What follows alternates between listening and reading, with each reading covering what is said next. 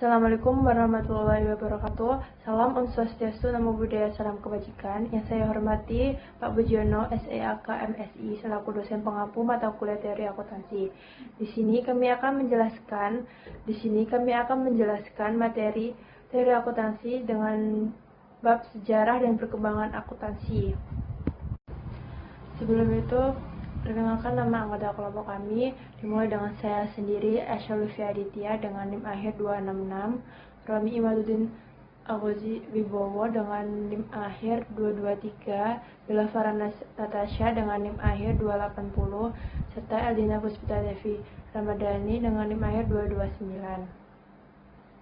Evolusi pembukuan pencatatan berpasangan, ini yang pertama itu di zaman peradaban Kaldea, Babilonia, Assyria, dan Samaria.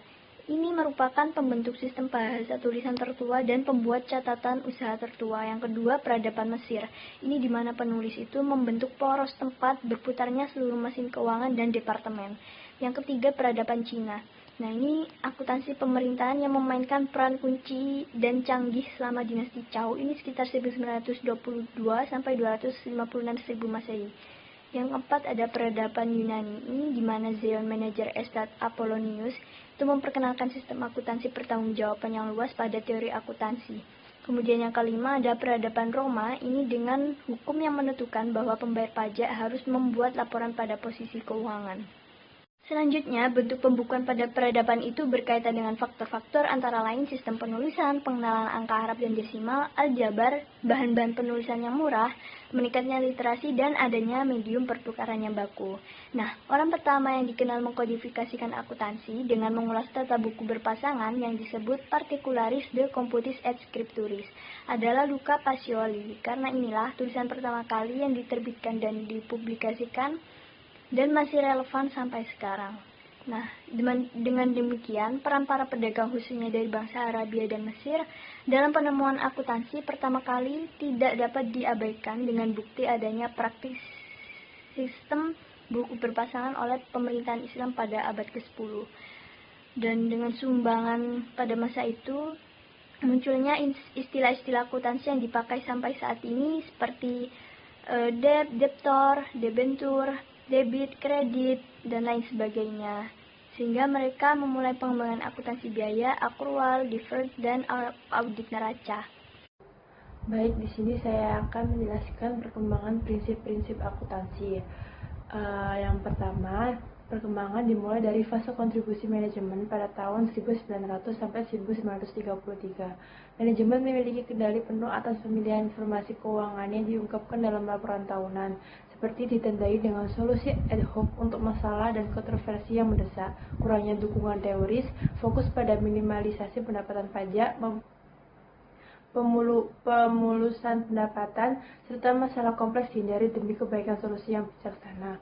Pengaruh signifikan pada periode ini menimbulkan bunga sebagai kontroversi biaya, kebutuhan untuk berinvestasi dalam jumlah besar, modal untuk jangka panjang meningkat atas dimasukkannya overhead dalam produk biaya menjadi masalah, meningkatnya pengaruh perpajakan terhadap bisnis penghasilan. Yang perkembangan yang kedua terjadi pada saat fase kontribusi institusi pada tahun 1933 sampai 1946 dan fase kontribusi profesional pada tahun 1959 sampai 1973. Badan profesional memainkan peran penting dalam mengembangkan prinsip. Fase kontribusi institusi pada tahun 1933 sampai 46, peningkatan peran institusi terhadap pembangunan prinsip akuntansi menyebabkan penciptaan sekuritas dan bursa komisi untuk mengelola investasi federal hukum.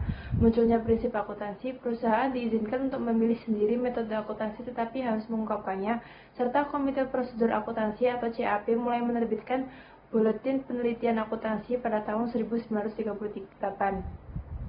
Serta pada saat fase kontribusi profesional, penetapan prinsip akuntansi Badan Riset Akuntansi APB dan akuntansi divisi. APB tidak berhasil dan berhasil dikritik karena terlalu bergantung pada asosiasi profesional.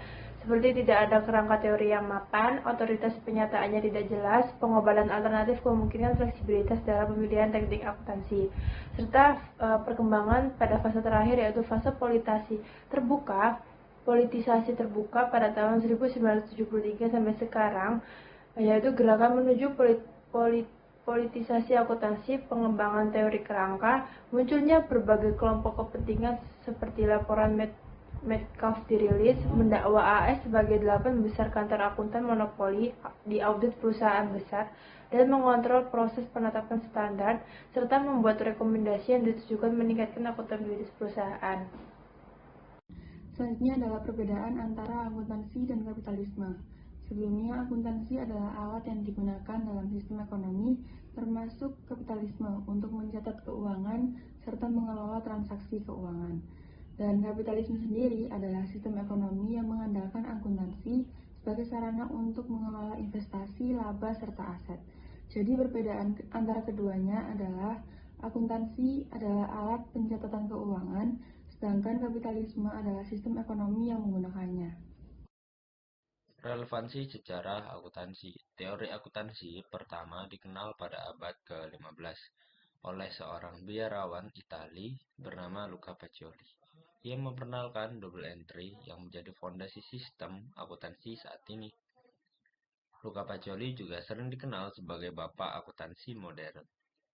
Dengan adanya sejarah akuntansi ini merupakan studi mengenai warisan akuntansi dengan